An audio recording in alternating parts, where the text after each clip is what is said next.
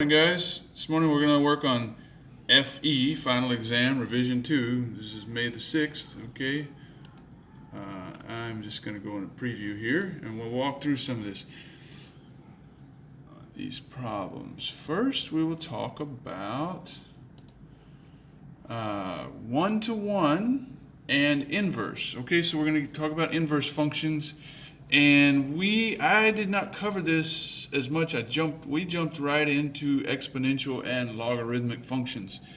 First, we would have dived into this deeper if we had more class time.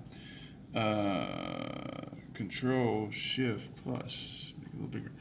For a function to have an inverse, it must be, and they talk about this, one-to-one. What that means is for every x value, you have one y value, and for every y value, you have one and only one x value. So it's like a function, except it has to be a function both directions, and we'll talk a little more about that. But we need one-to-one. Okay, that's the first question. And so this is another way of saying it. The domain of f must be equal to the range. In other words, the x values, remember domain x values, is equal to the range of f inverse, of the inverse of f. Okay? And the range, the y values of function f, must be equal to the x values of its inverse. I don't know if that makes much sense. We'll look at it here. Now it'll make more sense. Okay? Question number 3. Is it one-to-one? Well, look, it's a straight line. So for every x value, I have one and only one y value. Say I go over here to x equals 1, y equals 4, or 4 point whatever. And likewise, if I went and pick any y value, a y value of negative 12, the x value is negative. So it is one-to-one. For each x value, each domain value, I have one range value, and for each range value, I have one domain value. Okay, it's one-to-one. Yes, it is. Okay, I hope this is helping you. It's simple stuff, and I whizzed through it in class. Is it one-to-one? Yes. For each x value, there's one and only one y value, and for each y value, there's one and only one x value. It is one-to-one. All right, number 5. Is it one-to-one? It's definitely a function. We remember this, right? Nice parabola here. So for every x value, there is one and only one y value. Remember the vertical line test? If I pass so I have a function, but however, it is not one-to-one. If I look at my y values, for instance, the y value of 3, well, I have two x values. It's not one-to-one. It's one y value to two x values. So no, it is not one-to-one. I can't have a proper inverse function. Okay, it's not one-to-one.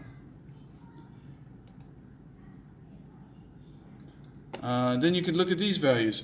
Are these inverses? To be an inverse, the values in the domain are the values in the range of its inverse. So is g of x an inverse, or is f of x the inverse of g of x the inverse of f of x? Is that true? Well, I have 3, 4, 5, 6. These are the values of the domain, right, x. Are those the values of the range in this? Well, 3, 4, 5, 6, 7. Okay, that checks out. Are the values in the range the values in the domain of this one? 8, 12, 16, 20. Yes. So they're exactly flip-flops of one another. The x's have been changed for the y's, the inputs for the outputs. So that one checks out. It is an inverse. G of x and f of x are inverse functions of one another. All right. Next one. Are these inverses? Let's check again. -3, -6, -9, -12, -15. Okay, yes, those are now the values in the range, the function values, right? Okay, are the function values the x values? Oh, they're trying to trick you. There's one that's not the same, right? So -6 maps to 4, so it should be 4 maps to -6. Doesn't match up. Okay, not inverses. All right. Are the functions inverses? 1, minus 10, 10 and 10. Well, if they're matched up here, 10 and 10, okay, I can't have an inverse because each x can have one and only one y. It's got to be 1 to 1. This is not 1 to 1. One value, 10, has two outputs here. So this is not an inverse. It can't work. Okay? Even though they're exactly flip-flops of one another, you got to be careful that it has two values, the same value mapping to two outputs.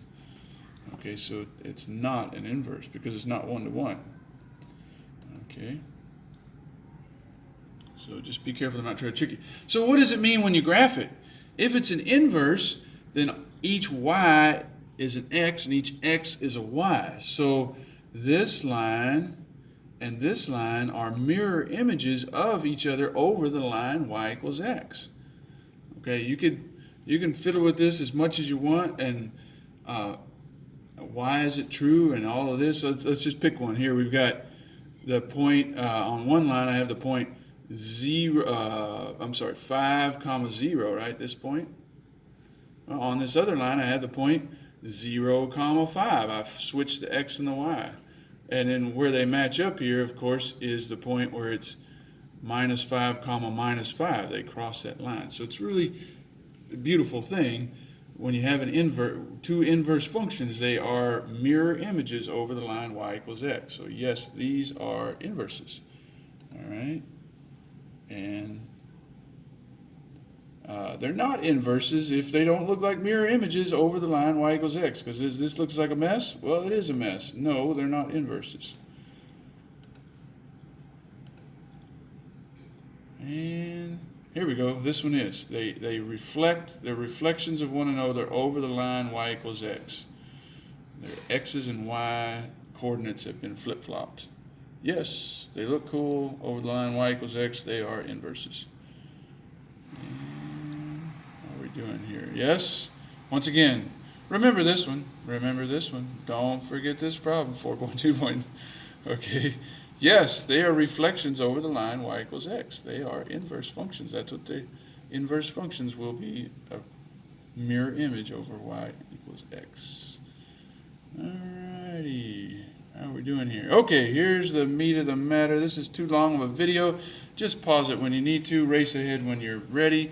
But if it's 1 to 1, find the inverse. This is where we're going to look on the paper. So the function is f of x equals 8x plus 2. So to get the inverse, I'm going to change f of x to y equals 8x plus 2. I'm going to switch the y and the x, because that's what we do, right? To find an inverse is we're switching the y and the x, and then I'm going to solve for y. And you guys know how to do this, so I'm going to switch y there and put x over there. So I'll have x equals 8y plus 2. So then I solve for y. So I put it on this side, so I have x minus 2 equals 8y.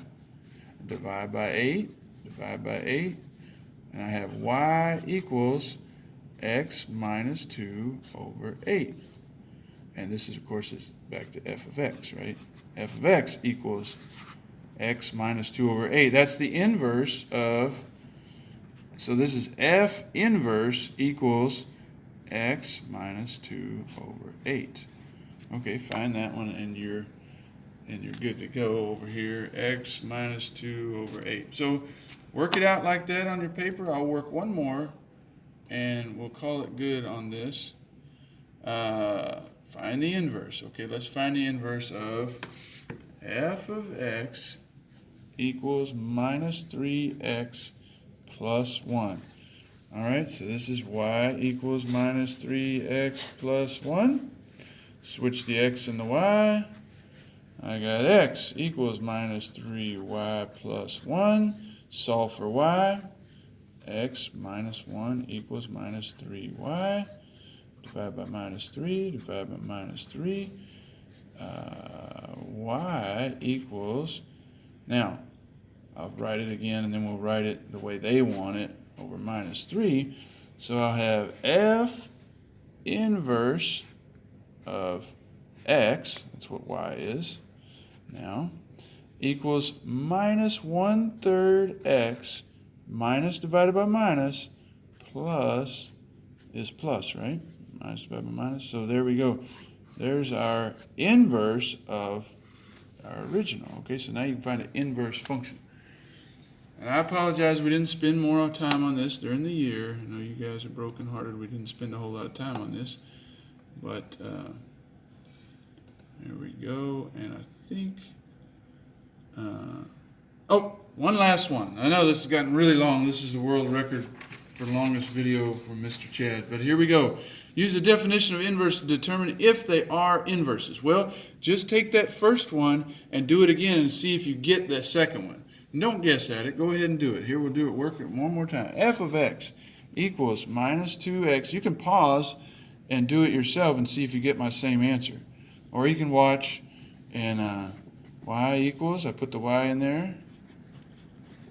Okay, I switched the x and the y. X equals minus 2y plus 8. Minus, I got x minus 8 equals minus 2y. Divide by minus 2. Divide by minus 2. I'm going to have f inverse of x equals this one. And I'm going to change it to minus 1/2 x minus divided by minus plus 8 divided by 2, 4. Okay, is that what that second one is? Let's go look. This says minus 1/2 x minus 8. No, that is not the inverse. So this one takes a little dab of work so that you can confidently say yes or no. So definitely practice this one, okay? I'll tell you right now, 4.1.43 is on the final exam. So, you know, do your similar question. Make sure you got this. Okay. It's time for a break.